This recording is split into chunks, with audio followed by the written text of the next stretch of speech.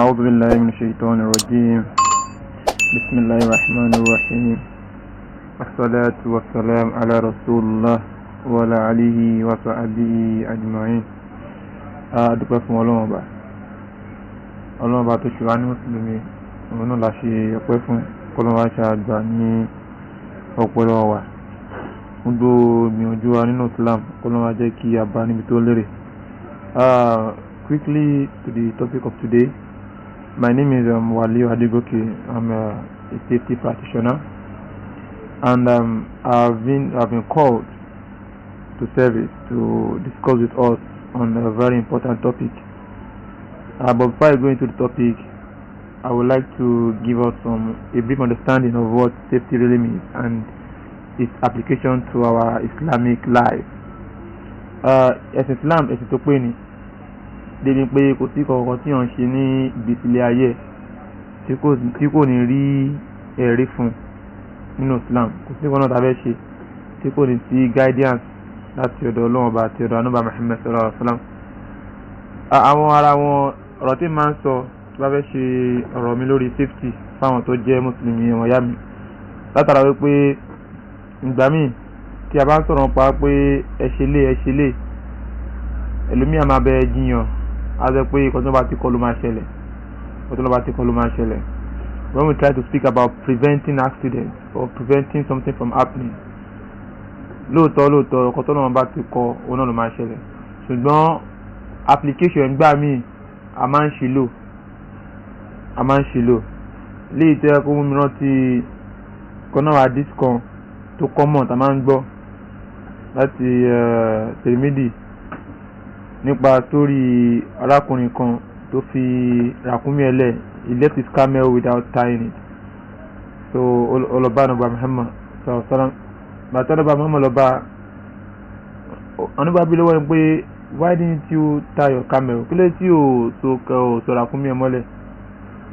Bàtà máa fèsì ó ní pé òun ti fi gbàgbé òun sọ̀rọ̀ Ọlọ́run, ní pé ràkúnmí ẹ má wọ ràkúnmí ó wà tó òun so mọ́lẹ̀, òun ti gbàgbé òun sọ̀rọ̀ Ọlọ́run, má bá wọn sọ. Ànúbà sọ fún mi pé aláwọ̀kọ́ náà ó kọ́ so ràkúnmí ẹ mọ́lẹ̀ náà, pàṣẹ wàá fi gbàgbé ẹ kíni sọ̀rọ̀ Ọlọ́run. Ó kọ́ so ràkúnmí ẹ mọ́lẹ̀ náà, pàṣẹ wàá fi kíni gbàgbé sọ̀rọ̀ Ọlọ́run, meaning that you first need to do the physical part of preventing it from being stolen before you now put your trust in Allah. Ọ̀rọ̀ yìí ó wà applicable in every part of our life when it comes to safety. It's not only about the issue of camel or about the issue of security, about the issue of safety even in your home. Nínú àwọn safety procedures kan tá a fi sílé wa láti fi prevent accident from happening, kí náà little things tẹ́ pé and neglect that can lead to devastating occurrence in our homes. Nínú ọ̀rọ̀ tí mo sọ yìí, it is now very clear from this that has been said that confining oneself to the recitation of the physical and practical security safety measures is in conflict with the teachings of the Quran and Hadith. Ìkọ́tà sọ nípa ẹni wípé tíyàn bá ní pé èèyàn fẹ́ ka Ayatul Kursiyu nìkan, ní pé òun fẹ́ ṣe onílé òun ka Ayatul Kursiyu nìkan, àbí òun ka àwọn ayat tó ní kalẹ̀ máa kà láti fi ṣiṣọ́ without putting the physical ones into practice, this is also not in accordance to the teaching and practice of Prophet Muhammad sallallahu alaihi wasallam. So ilé tó túmọ̀ sí ní pé méjèèjì a gbọ́dọ̀ máa mú papọ̀ ni. Physical part, which is the safety part, goes together with the spiritual part. So ìtàwọn wọn bára sọ òun ni the physical part of safety, ètò jẹ́ spiritual part. Àwọn ustaz wa wọn bá wa sọ yẹn ní gbogbo ìgbà. Moving forward, there is another common hadith that Muhammad said that whoever wakes up physically healthy, tó bá jí láàárọ̀ physically healthy, feeling safe and secure with himself, with food for the day, it is as if he has acquired the whole world. That is why this is another. He said, whoever wakes up physically healthy, feeling safe and secure within himself. That is where we are going to use feeling safe and secure, safety and security. You need to feel safe and secure. The only way you can feel safe and secure is when you have put those safety measures and security measures in place in your home. Over soon lálẹ́ ó tilẹ̀kùn, ó sọ pé ó ṣíbí kan lẹ̀, everywhere is closed. Yes, you are feeling safe and secure. You are working, you don't overuse yourself, you don't overstretch yourself because you want to earn. Ọlọ́run sọ pé la yukallifu Allahu nafsan illa wus'aha. Ọlọ́run ò gbé nǹkan tó máa ju míyàn lọ, Ọlọ́run gbé lèèyàn lórí. Kí n wá bá stress ara rẹ̀ látara wípé òun fẹ́ ṣe gbìyànjú láti jẹ rere mu, ó wá overuse ara rẹ̀. Eléyìí kò sí nínú ìlànà. Èèyàn gbọ́dọ̀ máa feel safe nínú ara rẹ̀. Use yourself, work based on the energy you have and rest at the time appropriate. Eléyìí jẹ́ àwọn ọ̀rọ̀ ìṣíwájú láti lè understand the importance of safety in the Islamic perspective. Ká má wò pé ọtún náà ti kọ́ náà nìyẹn ká jókòó sílẹ̀ ká jókòó tẹ́tẹ́rẹ́. No, èèyàn gbọ́dọ̀ máa put àwọn safety measures yìí in place. And the last one I will say is that involving, the Prophet said, saying removing a harmful object from the road is an act of ibadah, is charity. Léyìí tó yẹ kó rí wa pé ká máa yọ ọkọ tó lè jẹ jàǹbá fún ara wa àti fún àwọn tó bá wà láyìíká àti fún àwọn táàtì ẹ̀mọ́ gan oríkọ tí ó dá lójú ọ̀nà ó mú kúrò. The application of that is not only limited to picking something on the road. It means that anything that can cause harm, correcting it and preventing it from causing a greater harm or harm to anyone is what? Is charity. Abẹ́lẹ̀ bá náà náà ìta sọ ìfọ́nà jẹ́ kí ó yọ ìbàdí sọ̀rọ̀. So going straight to the topic, ìdí tá a máa mú ìpìlẹ̀ yín wá òun ni láti lè jẹ́ kí I understand the importance of this discussion because àwọn míì kò ń yé wọn. For example, ẹni tó ń lọ lọ́nà tí ò check mọ́tò ẹ̀ tó fẹ́ drive ń lọ bí iṣẹ́, kò check mọ́tò, kò check brake, kò check water level, kò check steering, kò check tire. Bí abẹ́ tó ti ń lọ brake wá fail lójú ọ̀nà látara ń pé bí a little ti ẹ kó ṣe jẹ́ kó check láàárọ̀ kò check ẹ̀. At the end of the day, he had an accident. The conclusion that we will put is that yes, lóòótọ́ ọlọ́run ti kádàrá ni. Ṣùgbọ́n ọ̀rọ̀ kádàrá àmì sọ àwọn afọ́ ọlọ́mà tú. But tó yẹ kó bá ti ní knowledge of all these basic things, maybe irúkọ bẹ́ẹ̀ kò bá má ṣẹlẹ̀ sí. Irúkọ bẹ́ẹ̀ kò bá má ṣẹlẹ̀ látara wípé he failed to put safety measures in place. So ọ̀rọ̀ yẹn àwọn afọ́ ọlọ́mà sọ, but ìkọ́tà máa sọ ni wípé let us try as much as possible to always implement safety measures. So the discussion for today is safety precaution in this season. Lásìkò tá a wà yìí, kí làwọn safety precautions tó wà? I will try as much as possible not to use beyond 15 to 20 minutes. I think I have used 7-8 minutes now. So there are many aspects that we are going to look at it from, because there are many things that's happening or that is going to happen in this season, based on the fact that number one, this season is a season of heat. Orumu, there's heat everywhere, heat waves, high temperature, and all these have consequences on our health. It's also a season where everywhere is dry. Látara wọn pé ọlọ́run kádà wọn pé kí òjò máa rọ̀ bó ṣe yẹ kó máa rọ̀ in other times. So we have more of dry season, and about dry season we will have dust everywhere. There is increase in airborne diseases. Yes, àwọn ọkùnrin náà ó tún máa ń dákún àìlera sí ọmọdé ènìyàn. Another aspect of it is being in dry season ó tún máa ń fa kí iná ẹ̀kọ́ tó ń jẹ́ fire accident kó máa occur, and the rate at which fire will spread across is always very high. And last but not the least is a season of theft and kidnapping. Àsìkò tẹ́ pé olè máa jà lọ́tún, àwọn olè máa jà lọ́sì, ọ̀rẹ́ máa jíyàn bí àti ń gbọ́ already kọ́lọ́n jẹ́ ọkọ̀ máa yẹ káwá jẹ́ kó ń gẹ àbúrú náà.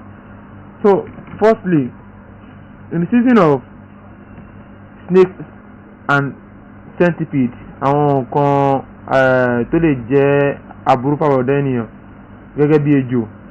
What are those control measures that we need to put in place? Alákọ̀ọ́ ni pé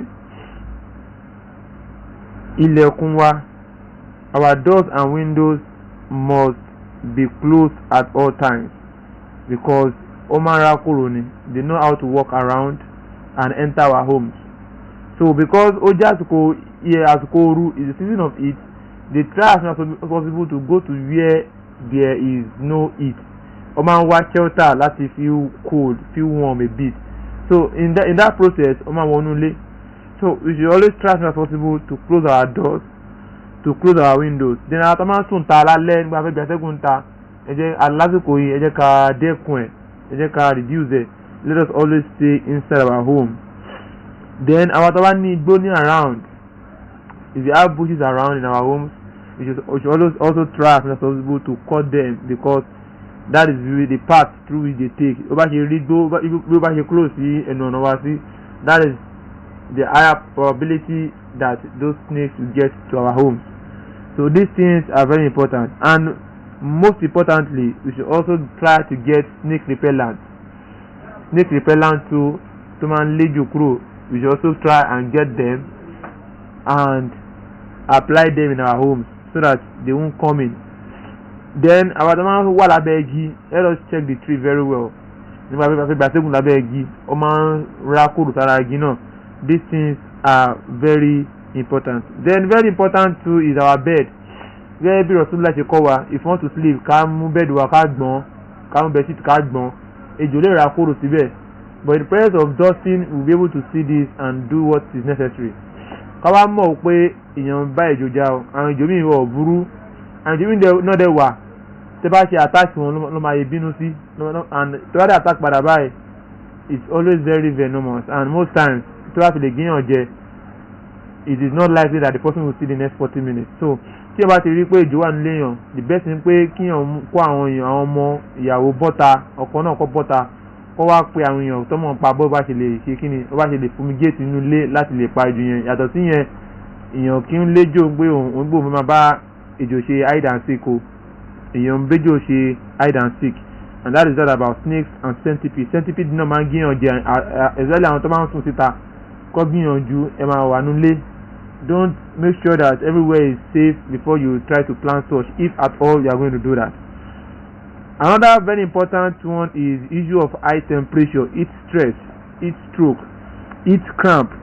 All these ones, they are very important because they affect the health of individuals. Not only about nípa orúmú lásán, ó máa ń fa jàǹbá sí ara ni. When there is high level of heat and someone try to endure it, you can get to a stage where it will lead to heat exhaustion. Kọ́tọ́pọ̀ ní heat exhaustion ni pé muscle èèyàn máa bẹ̀rẹ̀ sí máa weak, èèyàn máa sweat unnecessarily, excess sweating. There are some that they sweat very like me, I sweat normally, but àwọn mìíràn pé wọ́n kàn máa làágùn unnecessarily látara ooru and they continue to stay in that heat. It can lead to vomiting, feeling nausea, and at the end of the day, even fainting. Tó bá kọjá level yẹn ló máa di heat stroke yẹn ló burú jù. So kọ́lọ́ máa jẹ́ ká jẹ́ jàǹbá ilé. So the solution is that whenever you feel that oru mú, someone is feeling hot, take shower, take fresh air, go to where there is fresh air, improve your ventilation, reduce your temperature level. All these things are what is required when you are in an environment that there is high level of heat. Tẹ́lẹ̀ kó bá require pé nítorí ẹ̀ máa ṣe sàdákàtà fún àwọn ọmọ ìyá wa nínú ẹ̀sìn Islam, àwọn ìyàwó wa, àwọn ìyá wa, àwọn ọmọ wa obìnrin, látara pé gbogbo àníyàn máa ń bu ara tó bá ti wà ń ta. If you are inside tó bá ti wà ń lé, remove tó bá ti wà àtọkọ ẹ àtàwọn ọmọ ẹnìkan lọ wà ń lé, remove your hijab. Ẹ jẹ́ atẹ́gùn fẹ́ sí ní lára. Tí astagfirullah àìmọye lábùtà ti rí látara pé èèyàn kò orú mú wábì kan tí wà ti get ventilation tó dẹ̀ ń dákú látara bẹ̀. So this one too is also very important. Let us make sure that we regulate our body temperature by taking enough water also important. Enough water at every point in time that we feel that there is heat, even though you can't take off your clothes because you are in the public. Take enough water, put water on your head, put water on your face. Try to regulate your body temperature. Dusty environment, the issue of COVID-19 and airborne infections. We are seeing the disease of COVID-19. They said there is a second stage of COVID-19. So let's try as much as possible to continue with the procedures. Though I believe personally that our own immune system in Africa here has drastically affected the COVID-19 negatively, and it reduced the rate of spread of COVID-19. But notwithstanding, we still need to put safety measures in place. Use your nose mask at all times. If possible, if you can do it, ensure social distancing and always take baths at all times. Dusty environment, airborne diseases, not only COVID-19 that is airborne. There are lots and lots of them that are airborne diseases that you can contact through the air, through inhaling. So let us try as much as possible to make sure that we keep an hygienic environment. If our environment is dusty, eruku everywhere, water is, let us clean our homes every day. The television will be dusty. Clean the whole environment. Make sure that everywhere is clean, and use your nose mask. We are in a dusty area where there will be dust everywhere, which will also aid the particles to be suspended, and also aid airborne particles to suspend in the air, and can lead to various forms of infections. So all these control measures are important for us to have a safe day at every point in time that we still live in. Another very important is the issue of fire accident and fire outbreak. This one is very deep, but I'll just try to shorten it because this is meant for Usra and not a lengthy discussion. All what I'm trying to bring down within 20 minutes now is a discussion that should go for an hour, but we just need to compress it. So fire accident and fire outbreak is also very important. As you quote Urubati Mobile, any small fire by human trigger. Number one that I implore all Muslims to have is a fire extinguisher in their home. It's not only the car that needs fire extinguisher, the home needs fire extinguisher. Never to observe any of electrical appliance can lead to fire. Please change or repair it. Kò ń ṣe gas cooker nìkan ló lè gbiná, kò ń ṣe stove nìkan ló lè gbiná. Electrical socket a charger as small as the charger used to charge your phone can start a fire. And one thing about fire is that if a fire starts and you do not attack it at an early stage, it will spread. And the funny thing is that electrical fire and gas fire from your gas cooker cannot be extinguished with water. So the best thing is to have a fire extinguisher at home. If you don't have, then make sure that you have a big towel always ready in your home. Then the big towel will be used to smother. You use it to cover immediately. Covering it will prevent oxygen from going in, and if oxygen does not go in, then the fire will extinguish. So let us always have this in mind. And talk about the sand bucket, sand bucket. We should always try to have it in our home. Go and the bucket is also as good as a fire extinguisher, but not as effective as it. So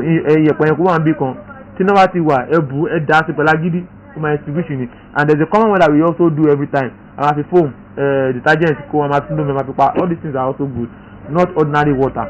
But the thing is, what if there is fire? What are we ready to do? Let us be prepared for it. Let us put safety control measures in place. So that's the iron on shocking, cooker on shock, electrical on shocking, change repair. Because it means that something is faulty, and that is faulty can lead to excess heat being generated. And when there's excess heat, the next thing, and it gets to a level that can start fire starts immediately. So can make sure and host who are low from gas cooker can make sure and check there's no leakage. Operate cooperate. So that ignite let us change it, let us correct it. All these things are important for us to have a safe home. And if for more discussion about this, you can check my YouTube channel on discussion about fire accidents. So the last one is about the issue of thieves and kidnapping. Islam the kowa, see how the after Maghrib and no shekiri koto látara pé àsìkò ẹgbẹ́ ní ìjà bọ́ọ̀lù ṣíṣe máa ń ṣẹlẹ̀ yàtọ̀ sí bí physical spiritually náà. So ká máa gbìyànjú ká máa tó wáyé pé ó di after Maghrib ká máa limit ìrìn wa níta ká máa wà nílé because there are a lot of kidnapping going on now. Let us try to check on our kids every day. Tó bá ti ń lọ school kó níbi tó jẹ́ pé àtẹ́gùn àbá ń sínlé ẹ jẹ́ kó níbi tó máa dé sí tó bá dé síbẹ̀ ẹ jẹ́ kó ní fóònù kan bí ẹnì kan máa pín pé àwọn ọmọ yín ti délé o láti school délé ẹ̀kọ́ ìjàmọ́ yín don't respond to anyone calling you. All these safety precautions are very very important. Kidnapping is on the rise. Thieves are on the rise. Let us try and make sure that at night we lock our doors at every point in time, even during the day. Tí kò bá ní kòtà bẹ́ẹ̀ lọ ṣe ń ta, there's nothing wrong in locking our door. Kama tila amonule taba wanta maka wanta taba amonule, let's lock the doors. All these ones are just to keep us safe at all times. So there are a lot of things to be discussed about the issue of kidnapping, but the most important thing is that communication is key. Whenever you are going out, I'm going to so place, so in bye mo ń lọ, so that they will know where you are at a particular point in time. And tẹ́pọ̀ ọ̀rọ̀ àwọn níbí ni àwọn olè ni tó wá ti wá sọ́dọ̀ wa iye kan tẹ́ bá ní tó wá ti bèrè owó ẹ fún wọn kó máa lọ. Ọlọ́run tó pèsè yẹn tẹ́ fún wọn, Ọlọ́run náà tó pèsè mí. So ká má bá wọn fa wàhálà, ká má bá wọn pariwo, because ẹni tó bá sì wà láyé òun ló máa mọ̀ pé olè wà o. Ẹni tó bá ti láyé mọ́ kò tẹnu mọ́ kó tó jẹ́ pé ó máa ọ̀tọ̀ nìkan tó máa bá fèsì. So alẹ́bẹ̀lẹ́ bá nù àná ẹ̀ ìta sọ yìí kọ́lọ́run ṣe ní ìbàlẹ́jẹ́ dáadáa fún wa, kọ́lọ́run má ṣe ní ìbàlẹ́jẹ́ aburú. Àtàwàtà sọ àtàwàtà gbọ́ kọ́lọ́run má dùn án ládàá. Aqulu qawli hadha astaghfirullaha lakum. Assalamu alaikum warahmatullahi wabarakatuh.